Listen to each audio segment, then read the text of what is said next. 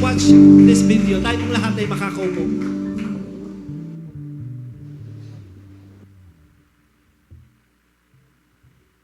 Chapter 1. The book of Genesis, chapter 1. In the beginning God created the heaven and the earth. And the earth was without form and void, and darkness was upon the face of the deep, and the Spirit of God moved upon the face of the waters. And God said, "Let there be light," and there was light.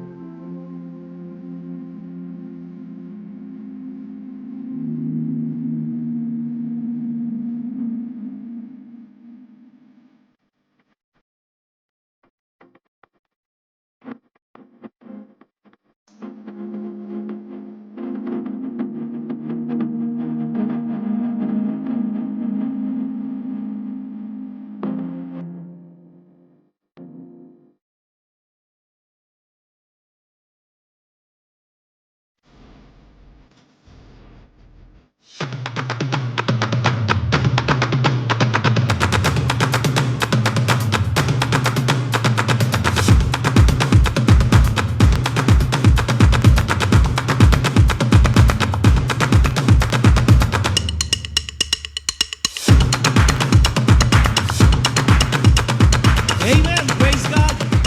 We're going to start our new series this year, 2026. Can we all again rise up and we're going to read our foundational verse? Amen. Are you excited to listen to the Word of God? Amen. Let us open our Bible in Genesis chapter 1, beginning verse 1 to verse 3. Yamang simula po ng taong ito, ng 2026, ang unang linggo, simulan din natin sa unang pong talata ng Biblia sa Genesis chapter 1, verse 1 to verse 3 in King James Version. In the beginning, God created the heavens and the earth. And the earth was without form and void, and darkness was upon the face of the deep. And the Spirit of God moved. Can we say it again? And the Spirit of God moved. Again, say it with me. And the Spirit of God moved upon the face of the waters. And God said, "Let there be light," and there was light. Ang ating pong series ngayon sa taong 2026 is about move. Sabay-sabay natin sabihin, move. Marami sa atin, last year 2025, maaring nabagalan ka, maaring napahinto ka, maaring natigilan ka, maaring dahil sa problema, suliranin yung anumang hinarap mo sa buhay. But this year 2026, sabi mo sa katabi mo, you will move. Ulitin mo, you will move. We will move. Amen. Pero siyempre, napakahalaga, maunawa natin ano bang ibig sabihin ng move. Pag sinabi pong move, means make progress. Develop in a particular manner or direction. Pag sinabi pong move, hurry up. Sabi sa katabi mo, hurry up. Ibig sabihin sa Tagalog yan, bilisan mo pa. Sabi mo sa katabi mo, bilisan pa natin.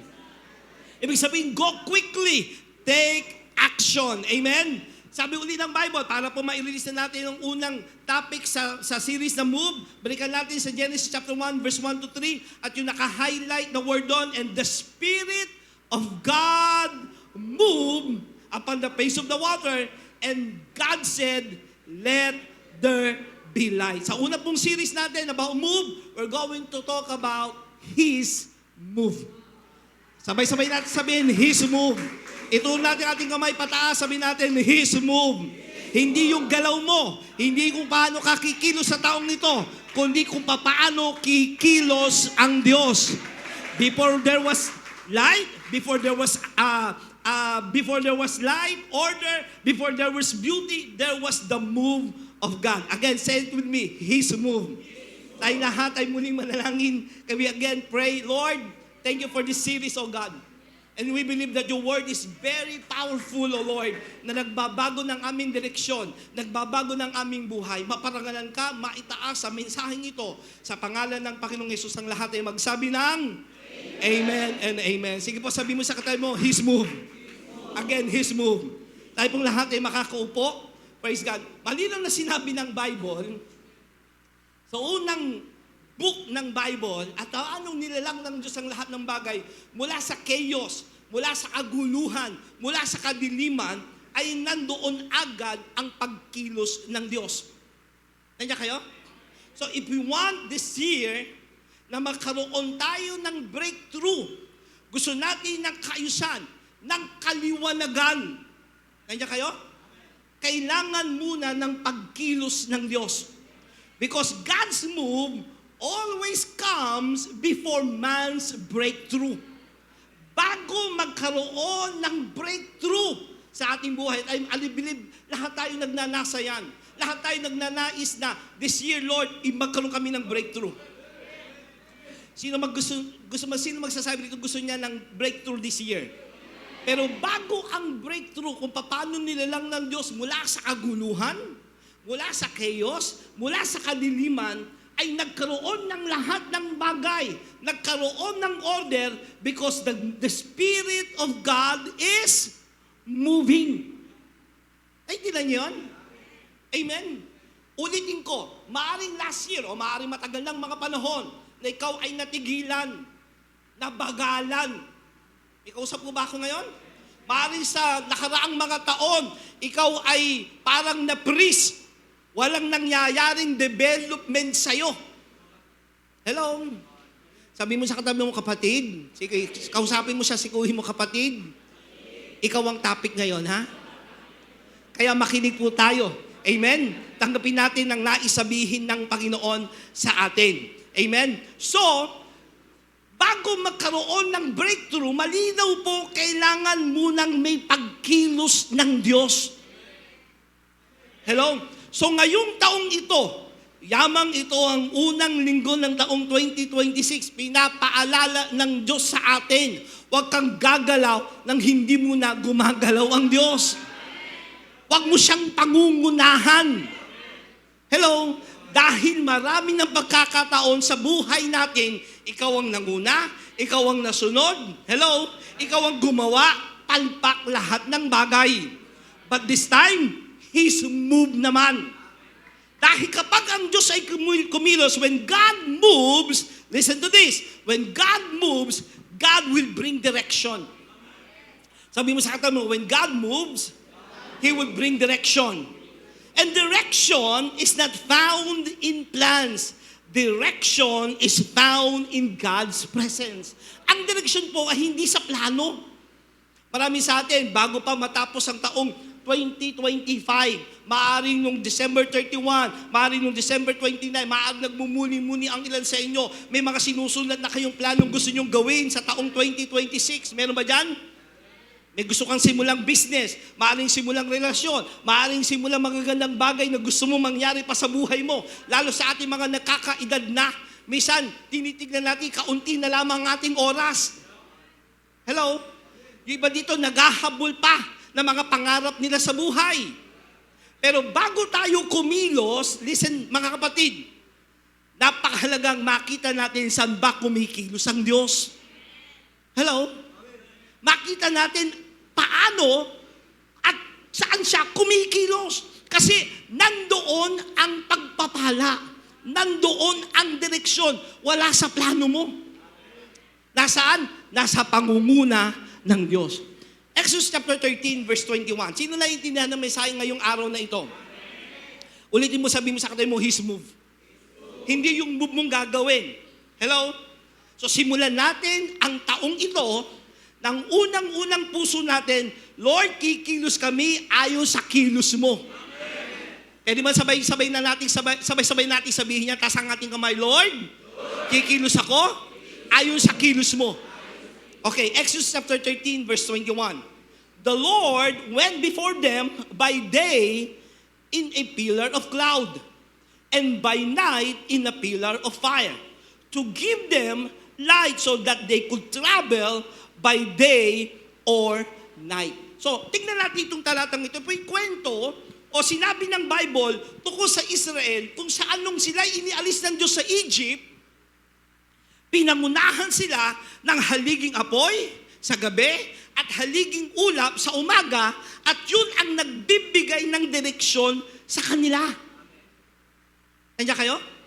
Tuwing ito'y lalakad, saka sila lalakad. Kapag ito ay nag-stop, i-stop sila. Hello? So the whole time na ang Israel ay nasa disyerto, sila ay pinangungunahan ng Diyos. So tingnan natin yung observation dito mga kapatid. Hindi binigyan ng Diyos ang Israel ng mapa kung paano nila mararating ang promised land. Nandiyan kayo? Hindi sila binigyan ng Google Map ni Lord. Hindi sila binigyan ng Waze ni Lord. Ang ibinigay ng Diyos sa kanila is a powerful presence of God. His move. Okay, sabay-sabay natin sabihin His move. So mga kapatid, ang tunay na tagumpay, lalo itong taong 2026 kung gusto natin, hindi kung paano ka magpaplano. May kausap ba ako? Sigurin mo lang yung katabi mo, sabihin mo, hindi sa plano mo ang tagumpay. Hindi kung paano ka kikilos ngayong taong ito, kundi paano kikilos ang Diyos sa buhay mo. Again, hindi mapang binigay ng Diyos, kundi presensya niya.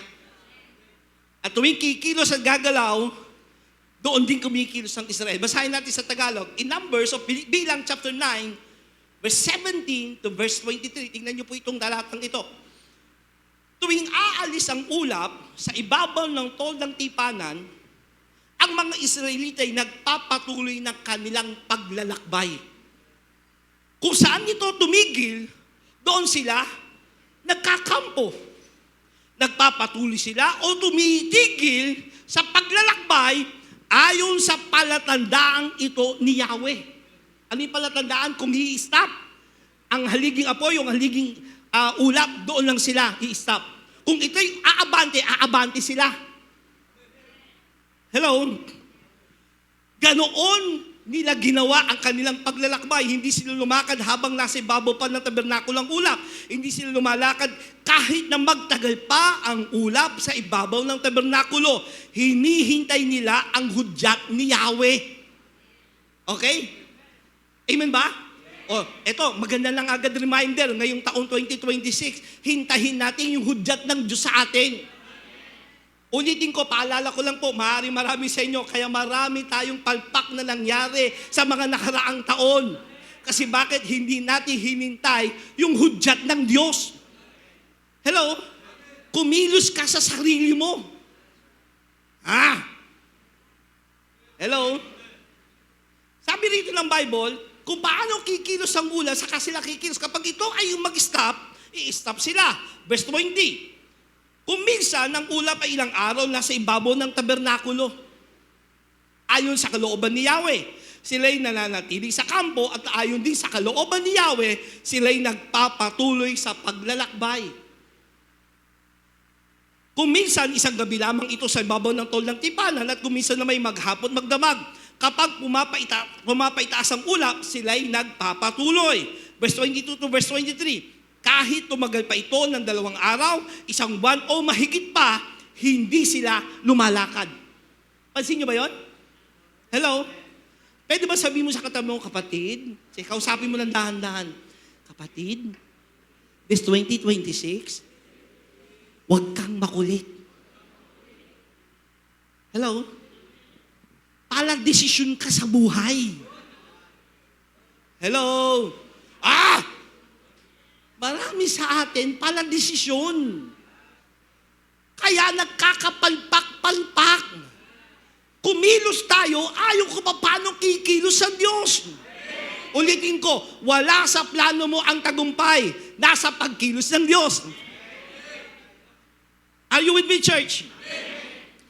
So, ayon sa palatandaan, kung paano kikilusan nyo, doon lang sila nagpapatuloy. Verse 23, nagpapatuloy nga sila o tumitigil sa paglalakbay ayon sa palatandaang ibinigay ng Diyos. Anong ibig sabihin? Ang tagumpay ay hindi ang sa dami at hindi rin sa bilis ng galawan mo, kundi sa tamang direksyon na ang Diyos ang gumagalaw.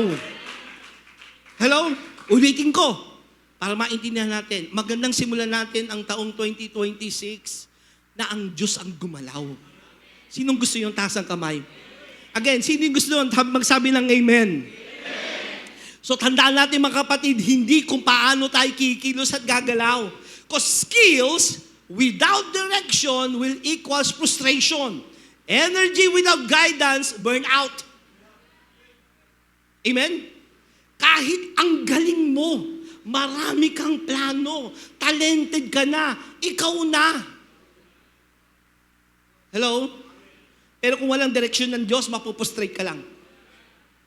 Hello? Kahit punong-puno ka ng energy, para kang nakainom ng energy drink, ng Cobra. Ano pa ba? Sting. Talagang paggising mo, dilat agad ang mata mo. Kung walang guidance ni Lord, sang araw, yung lakas, yung energy mo, mauubos, mababurn out ka. Marami sa atin yan ang nangyari ng mga nakaraang taon. But this year, I want to prophesy to you, hindi na mangyayari ang frustration, ang burnout sa iyo, sapagkat pangungunahan ka ng presensya ng Diyos. Are you with me, church? Sabi mo nga sa mo, tapos ng frustration, tama na ang burnout. Hello? Kailangan natin ng ng pangunguna ng presensya ng Diyos. Now, direction is not a place. It is in the person of our Lord Jesus Christ. Wala po sa lugar ang direksyon. Wala sa plano mo ang tagumpay at wala din sa lugar. Kundi nasa persona ng ating Panginoong Hesukristo. Ang sabi ng John 8 verse 12, can we read it all together? 1, 2, 3, go. I am the light of the world. Whoever follows me will not walk in darkness. Kung sino man ang sumusunod sa akin, hindi ka lalakad sa kadiliman. Bakit? Sabi ni Jesus, ako ang liwanag ng sanlibutan. Gusto mo maging maliwanag ang buhay mo this year, 2026? Kumikilos ang banal na espiritu sa ibabaw ng tubig, saka nagsalita ni Diyos, magkaroon ng liwanag. Saka nagkaroon ng liwanag. Amen? Gusto mo maging malinaw kung ano ang magiging negosyo mo this 2026? Gusto mo magiging malinaw kung paano kayo mag-aayos ng inyong relasyon mag-asawa? Paano ka magsisimula sa iyong ministeryo? Kailangan natin ng gabay ng banal na espiritu ng Diyos kung paano siya kikilos sa atin. Amen? So as we enter this new year, hindi natin sasabihin, Lord, ano ba ang plano ko? Hindi yun ang tanong. Diba marami sa inyo, totoo lang, nagmuni-muni ka bago matapos ang taon. Sino nagmuni-muni rito bago matapos ang taon? Kami po mag-asawa, galing lang po kami ng Bataan mula noong January 1 hanggang kagabi lang po kami umuwi.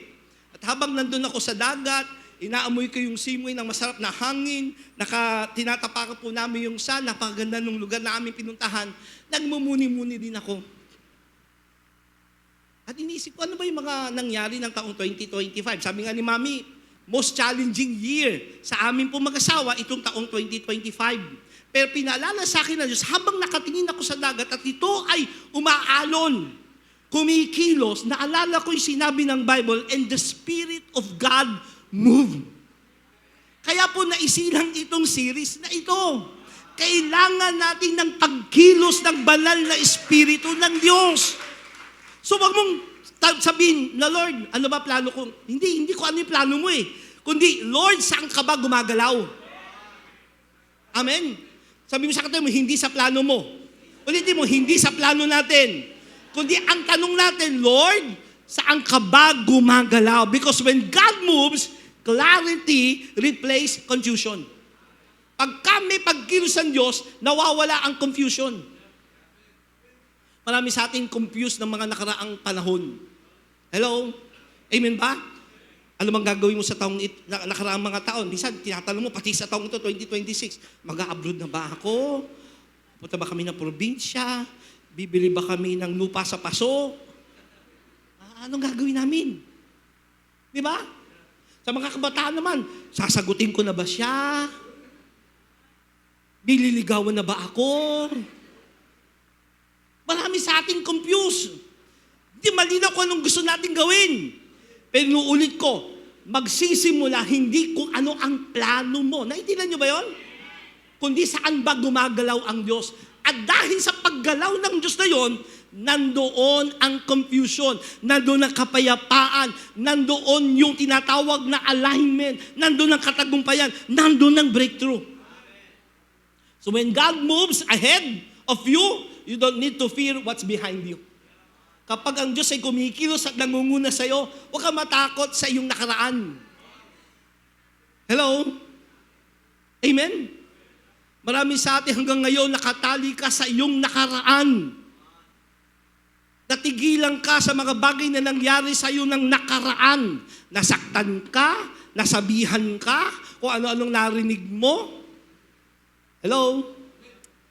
Speaking to myself also. But this is the time na hayaan naman natin ang Diyos ang kumilos. Amen? Hayaan natin ang Diyos ang magbigay sa atin ng direction. Now, many believers want direction, but few know how to discern God's direction. Marami sa atin, Lord, gusto ko yan, mag-direct ka sa akin. Sino yung gusto yan? Taas ang kamay. Sino ito gusto niya? Ang Diyos ay kikilos sa kanya, magsabi ng malakas na Amen. Pero paano ba madidiscern ang move ng Diyos? How to discern the move of God, especially today? Ang ingay ng mundo. Hello? Ang ingay ng social media, ang ingay ng politika, ang ingay ng mga kamag-anak mo. Hello?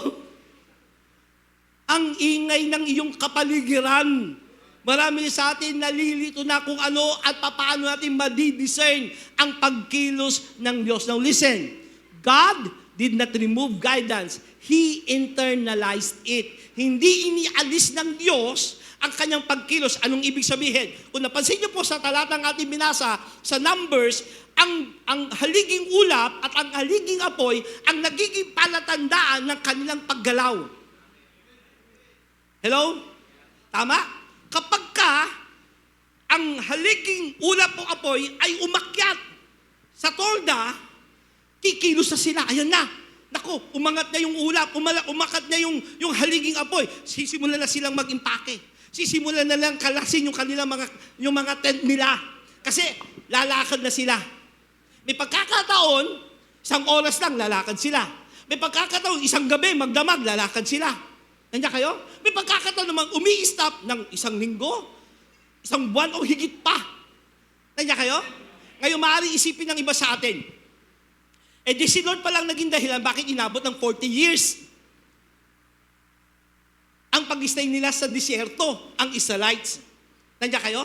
Hindi po. Malinaw na sinabi ng Hebreo, dahil sa kanilang unbelief, kaya sila hindi nakapasok. Wala sa plano ng Diyos. Listen to me, hindi po kasama sa message ko ito. Pero gusto ko lang pong bigyan kayo ng kaliwanagan. Wala sa plano ng Diyos na sila'y manatili ng matagal sa ilang. Sabi ng Bible, it only takes 11 days journey supposed to be from Egypt to the promised land. 11 days lang dapat ang paglalakbay nila. Ano naging problema? Ang naging problema, yung kakulitan, pagiging laging reklamador ng mga Israelita. Kaya minsan nahihirapang pumilos din ang Diyos sa atin kasi ulitin mo, kurutin mo yung tagiliran ng katabi mo, lalo kung kaibigan mo yan o kasama mo. Kung di naman, wag mo kurutin, tapikin mo na lang. Sabi mo sa kanya, kasi makulit ka rin. Hello? Hindi ang Diyos ang naging dahilan ng kanilang pagtagal sa disyerto. Wala sa plano ng Diyos na magtagal sila doon. Kundi dahil sa kanilang pagiging unbelief at puro pagre-reklamo. Pwede ba ngayong taong 2026, tanggalin nyo na yung laging nagre-reklamo sa buhay? Tingnan natin yung ginagawa ng Diyos. Hindi yung mga problema suliranin na iyong hinaharap. Minsan, may mga tao, sabi ko nga po, nandiyan ba kayo mga kapatid? Inexpert ng iba sa buhay nila ang pagreklamo kaysa maging grateful. Hello? Anong inexpert? Maganda nangyayari, may nakikita pa rin pangit. Maganda na yung nangyayari, ha? Nakakakita pa rin ng kapangitan ng iba. Bakit? Na-train yung mata mong tumingin sa mga bagay na hindi maganda. Na-train yung mata mong tignan lagi yung problema. Ikaw sa bako rito? Hello? Yun ang naging dahilan bakit sila tumagal sa disyerto. Hindi ang Diyos. Hello? Amen? Now, wala na yung haliging ulap. Wala na yung haliging apoy na nakikita natin para kung saan tayo kikilos at saan tayo pupunta. At hindi inialis ng Diyos ang guidance na yan because He internalized it. Anong ibig sabihin? God did not take away His guidance, He placed it inside us through the Holy Spirit. Siya ngayon ang apoy na nasa atin. Anong sabi ng John chapter 14, verse 16? And I will pray, the Father, Jesus said, and He will give you another helper, that He may abide with you forever. The Spirit of truth. Sabay-sabay natin sabihin, the Spirit of truth. Ang Banal na Espiritu, ang Espiritu ng katotohanan. Gusto mo malaman kung anong gagawin mo na nasa katotohanan sa magitan ng Banal na Espiritu ng Diyos. Gusto mong gabayan ka, this year 2026, kailangan ng gabay ng Banal na Espiritu sa iyo. At yan ay nasa inyo.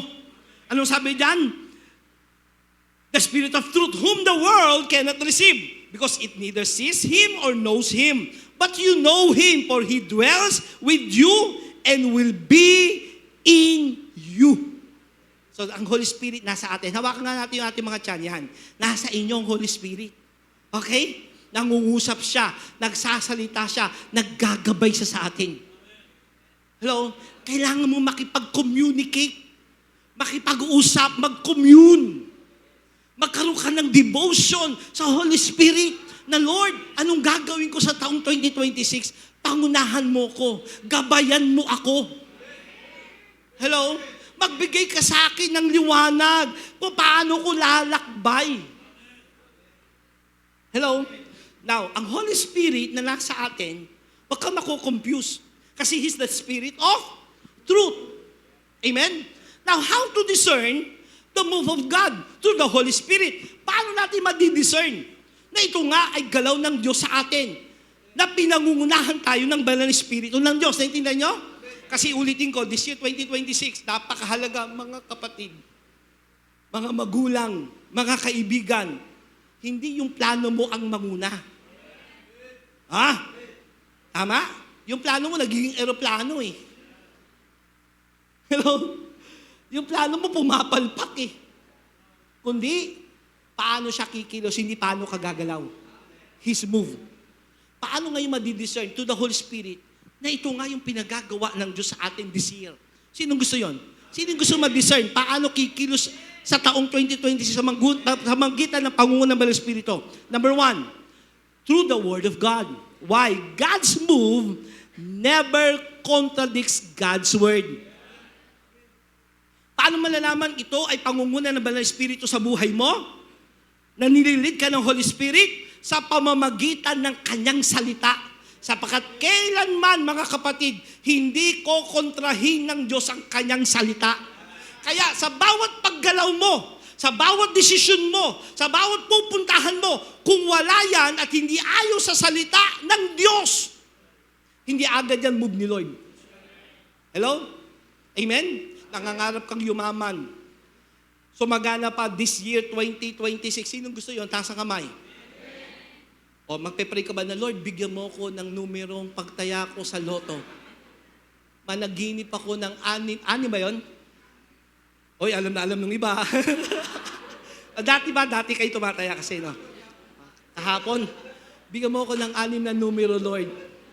Iba, marami pa mahiin dyan. Birthday ng anak, birthday ng nanay, favorite verse, dinaman nyo pa yung verse ng Bible. Tataya mo 3:16 kasi John 3:16. Tataya mo 29:11 kasi Jeremiah 29 verse 11. Agad-agad, malalaman mong hindi move ni Lord yan. Kasi bakit? Hindi ayon sa salita ng Diyos.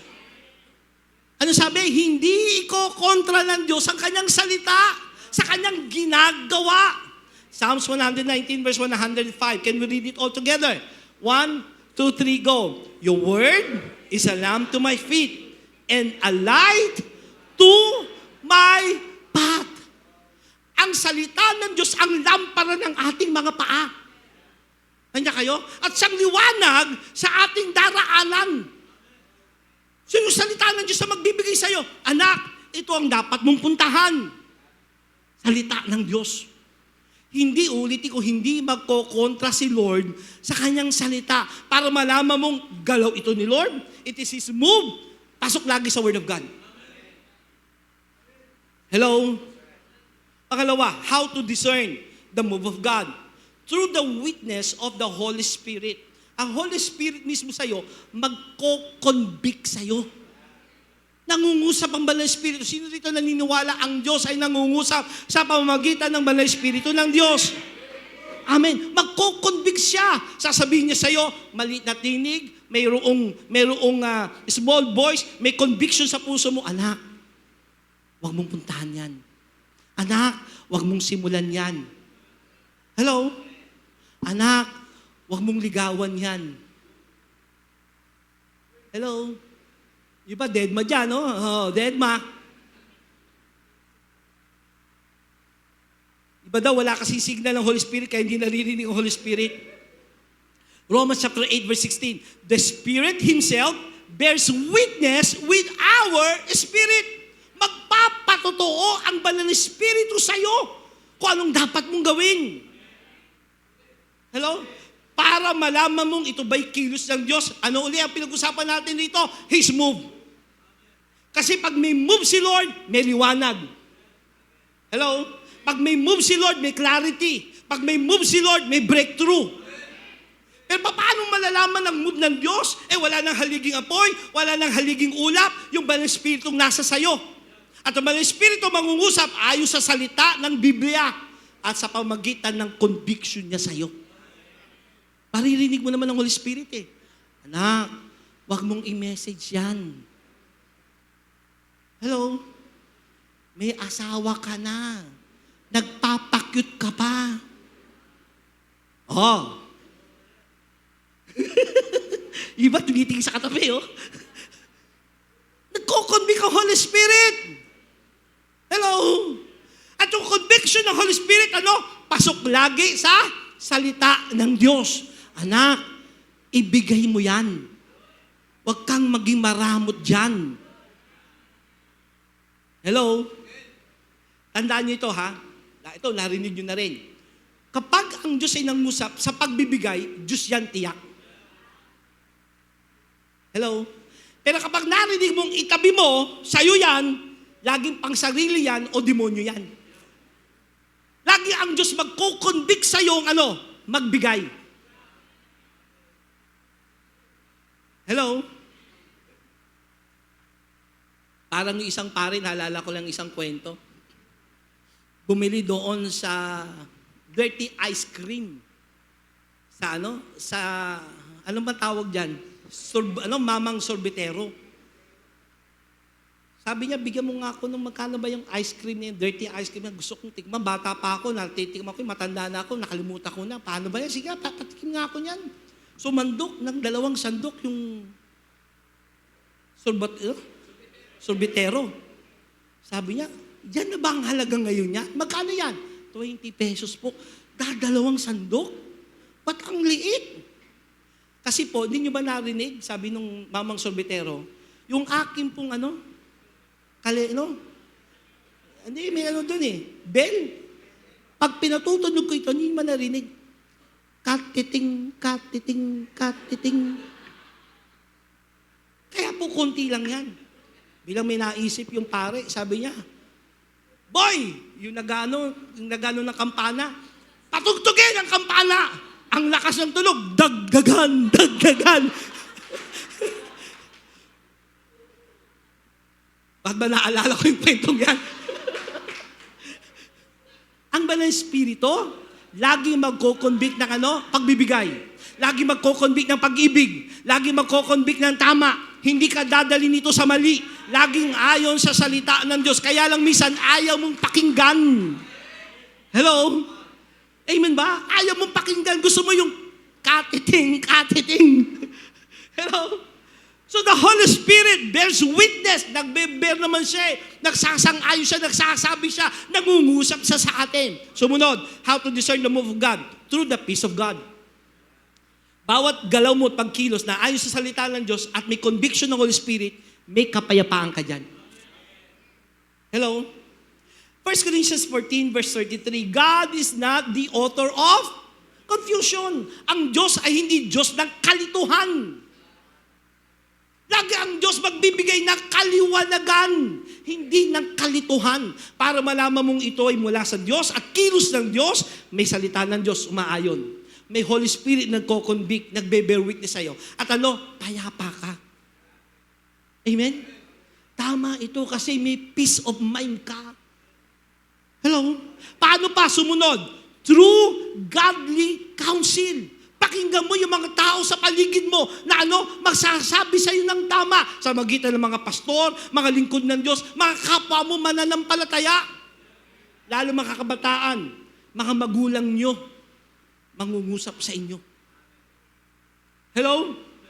Proverbs 11 verse 14, in the multitude of counselors, there is safety. Kapag marami ang nagpapayo sa iyo, ikaw ay nasa kalagayang ligtas. Kaya lang minsan, ayaw natin pakinggan. Pinipili lang natin yung gusto nating pakinggan na umaayon sa gusto ng puso mo. Di ba may mga ganyan? Makipag-usap sa isa, hingi ng payo. Ayaw niya yung payo, hahanap na naman ng ibang makakausap. Hihingi na naman ng payo sa iba. Ayaw na naman niya yung payo, pupunta naman sa iba hanggang sa, yan yung gusto kong payo, ang galing mo. Kasi isang ayon sa gusto niya. Hello? Kung gusto mo ng direksyon ng Diyos sa pamagitan ng Banal na Espiritu, sa Kanyang salita, may peace of mind at sa magitan ng mga lingkod ng Diyos na magsasalita sa buhay mo. Ang tanong, meron ka bang pinapakinggan? Hello? Sabi nga natin, in this mundo ng kaguluhan, ang daming boses, maingay ang mundo, kailangan may pinakikinggan ka.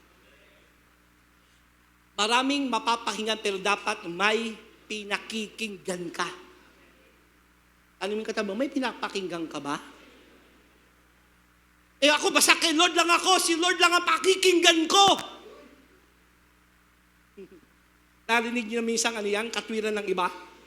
Basta si Lord lang ang pakikinggan ko. Tao lang kayo Hindi nyo ba alam sa marami pagkakataon sa kwento ng Biblia at sa kasaysayan ng mundo, lagi ang Diyos ay gumagamit ng lalaki at babae para mangusap sa kanyang kalooban. Amen? Magsasalita ang Diyos sa magitan ng kanyang mga lingkod. Paano pa madidiscern kung move ito ni Lord? Through open doors and closed doors. With discernment. Ano ibig sabihin? Nagbubukas ang Diyos at nagsasara siya. Malalaman mo, ito'y kalooban ng Diyos kasi may opportunity binuksan ng Diyos. Pero i-discern mo, hindi kasi lahat ng bukas sa pinto ay dapat pasukin. Hello? Hindi porket may crush sa'yo, ligawan mo. Tama? I-discern mo. Ito ba yung para sa akin? Lagi natin sinasabi, mga kabataan, huwag kayong manliligaw para lang pumasok sa isang relasyon. Para lang ma-experience nyo, magkaroon ng girlfriend, ng boyfriend. Kundi ang discernment ito ba ang mapapangasawa ko? Hello? Amen? Hindi tayo doon sa nanguhula tayo. Si Ana, si Lorna o si Pe. Lahat sila magaganda. Kanta ni Andrew yun Si Ana o si Lorna o si Pe. I-design mo. Hindi porkit bukas ang pinto, papasukin mo. Pero isang palatandaan, ito'y kalooban ng Diyos. May opportunity ibinigay ang Diyos. Ano sabi ng Revelation chapter 3 verse 7? What He opens, no one can shut. Kapag ang Diyos ang nagbukas, walang makapagsasara. Kaya JTG Manila Church family, bawat individual na buhay na narito, discern the move of God. I-discern mo. Kasi nandyan ang tagumpay, inuulit ko, nandyan ang breakthrough. Hindi sa plano mo, kundi sa pagkilos ng Diyos. Kasi pag dinala ka ng Diyos, sa galaw niya, sigurado na yung tagumpay mo. Amen? Tulad ng ating Panginoong Hesus, He is the ultimate model of discernment. Panginoong Hesus na siya, pero naghihintay pa siya ng galaw ng Ama. Paano siya kikilos? Anak siya ng Diyos. Siya'y Diyos na naging tao. Pero nung siya'y naging tao, anong sabi ng John 5 verse 19? The Son can do nothing by Himself. Ang anak ng tao ay walang magagawa sa kanyang sarili. He does only what He sees the Father doing. Pansin nyo ba? ang anak ng Diyos, Jesus waited for Father's move. How much more we should be? Kung ang anak ng Diyos naghihintay kung anong gagawin ng Ama at yun lang kanyang gagawin, lalo na tayo. So discern mo, Lord, ano bang pinagagawa mo sa akin this year 2026? Kung meron ka mang list of plan this 2026, number 1 mo lang ilalagay dyan, ano? Lord, ano ang gusto mong gawin? His move, God's move. At kung yung mga nakalista sa plano mo ay hindi pinagagawa ng Diyos, burahin mo na. Baka kasama pa sa plano nyo, maghihiganti ako this 2026. Yari kayo ngayon. May bago na akong trabaho. Magpapalaki ako ng katawan. Aayusin ko tong itsura kong to.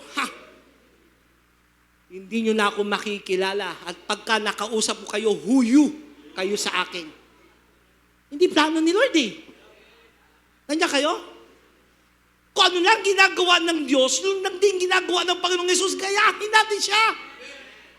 Huwag kang gagawa sa sarili mo. Huwag kang kikilos ayon sa iyong emosyon. Huwag kang kikilos ayon sa tingin mo. Ayon sa puso mo. Kundi ayon sa gusto ng Diyos. Paano? Discern it sa Word of God. Discern it sa magitan ng Holy Spirit. Conviction. May peace ba ang Diyos dyan? Tama ba yung mga sinasabi ng tao sa'yo, ng mga nagka-counsel sa'yo? Hello? Pagka pinagsama-sama mo yan, and then ito nga ang kilos ng Diyos.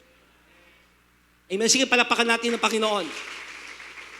Now, the question is that, Lord, are you moving? Hindi tanong na, Lord, kumikilos ka ba hanggang ngayon?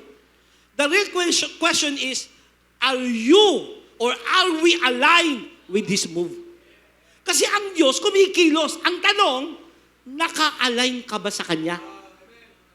Okay? Hindi tanong na, Lord, kikilos ka ba this 2026? Kasi kumikilos siya eh. Noon pa man hanggang ngayon. Sinabi mismo ng Panginoong Yesus sa John chapter 5 verse 17. Sabay-sabay basahin. 1, 2, 3, go. My Father is always at His work to this very day. And I too am working. Ang Ama'y kumikilos noon pa man at ako ay kumikilos din hanggang ngayon. Nandiyan kayo? So hindi tanong, Ama, Diyos, kikilos ka ba? Lagi siyang kumikilos eh. Ang tanong, naka-align ka ba sa kilos ng Diyos? So ito ang ating goal, mga kapatid, din kayo lahat sa akin. Ano man ang plano mo this year 2026, i-align mo kay Lord. Amen? Sino sa ngayon doon, taas ang kamay? I-align mo, Lord. Gusto ko magnegosyo. Kaya lang, monkey business ito eh. Parang meron ko nakausap. Nakwento lang naman sa akin. Mag-aano daw siya, magbebenta siya ng TV galing sa China na malalaki at mura lang niya makukuha. At sabi nung kanyang gusto maging kanegosyo o kapartner, paano kapag nagreklamo? Kasi walang dito yan, parts sa Pilipinas. Sabi niya, isasarado natin agad yung negosyo. Pagtas ka magbenta, sasarado nyo na. Monkey business ang tawag doon. Ang nakakalungkot, Kristiyano yung nagsasalita. Ayoko nang banggitin eh. Matagal pang Kristiyano, pero ganun ang isipan. Kanya kayo? So hindi tanong kumikilos ba si Lord? Kumikilos siya. Ang tanong, naka-align ba yung plano mo sa plano ng Diyos? O tanongin mo yung katabi mo, sikuhin mo ng malakas, naka-align ba yung plano mo? Ha? Hello? Paano malalaman? I-discern mo anong kilos ng Diyos sa magitan ng kanyang salita. This year, 2026, mga kapatid, pag-aralan pa natin ang Word of God. Lalo tayong mag-devotion sa presensya ng Panginoon. Hingin natin ang presensya ni Lord. Makinig tayo sa Kanya. Pangunahan ka ng Banal na Espiritu ng Diyos. Parang ayaw ng iba. Amen ba? Kasi hindi po yung pagiging busy natin ang magdadala sa atin ng katagumpayan o alignment kay Lord. Listen, being busy is not the same as being aligned. Parang itong isang lalaking ito na tumatakbo sa treadmill. Yes, pinagpapawisan siya. Kumikilos ang kanyang katawan, pero wala naman siyang pinatutunguhan. Pwede ka pa rin maging busy this year, 2026. Marami kang pwedeng gawin. Pero ang tanong, may patutunguhan ba yan? Ayon ba yan sa gusto ng Diyos na direksyon sa buhay mo? Hello? Last verse, Proverbs chapter 3, verse 5 to 6. Sabay-sabay natin ulit basahin. 1, 2, 3, go. Trust in the Lord with all your heart, and do not rely on your own insight. In all your ways, acknowledge Him, and He will make straight your paths. Anong sabi diyan? Kay Yahweh ka magtiwala ng buong puso. Pwede ba ngayong taong 2026, hawakan natin ating puso. Sige po, pagkatiwalaan mo ang Diyos. Na magandang plano niya sa'yo.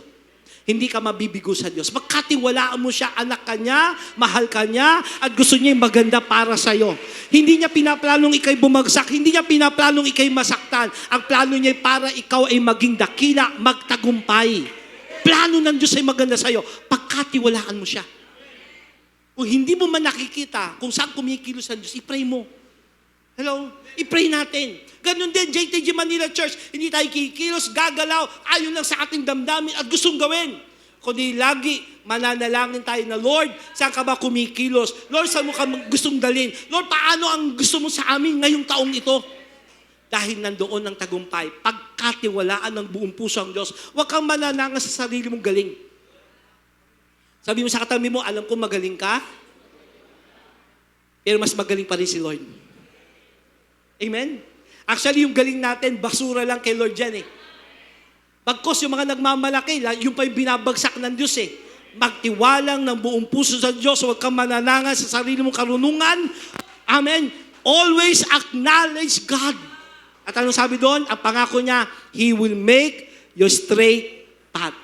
Dediretso ni Lord. Aayusin ng Diyos ang iyong daraanan. Genesis chapter 1, verse 1 to 3. Tayo-tayong lahat. Ano sabi dyan? In the beginning. Sabay-sabay natin sabihin, in the beginning. Wag yung, hindi po yung yung African na nagsasalita, in the beginning, hirap na hirap siyang banggitin yung beginning daw no? In the beginning, sa pagsisimula. Ngayong pagsisimula ng taong 2026. In the beginning, God created the heavens and earth. Gagawa ang Diyos ng bagong bagay sa buhay mo sa taong ito. Sinong gusto yung taas ang kamay? Sabi doon, in the beginning, when God created the heavens and the earth was without form. Walang anyo ang buong mundo. Walang hugis, magulo, void, darkness was upon the face of the deep. Kaya sa kabila ng kaguluhan, sa kabila ng walang kaayusan, walang kagandahan, and the Spirit of God moved. Allow the Spirit of God move to you. Ialam mo, Lord, kumilos ka sa akin. Amen. Pangunahan mo ako. Amen. At nung kumilos ang banal na Espiritu ng Diyos, nangusap ang Diyos, let there be light. Amen. And there was light. Amen. I pray and I declare, may the light of God shine to you this year 2026. Lord. Magliwanag Opo, ang Lord. Diyos sa buhay mo Hallelujah. sa taong 2026. Are you with me, church? Inuulit ko, I declare, if the Spirit of God is moving to you, Yes. let there be light in your Amen. life. Magkakaroon ng direksyon, Yes. ng kaliwanagan, Amen. ng kaayusan, ng kagandahan, Yes, ng Lord. breakthrough Yes, Lord. sa iyong buhay. Hindi ikaw ang kikilos, kundi His move. Taas natin ang ating kamay, nakaturo sa langit. His move. His move. Trust the Lord with all your heart. Amen. Lean not with your own understanding. Yes. Acknowledge Him, Yes, and He Lord. will direct your path. His Amen. move. Come on, let's worship the Lord. Hallelujah.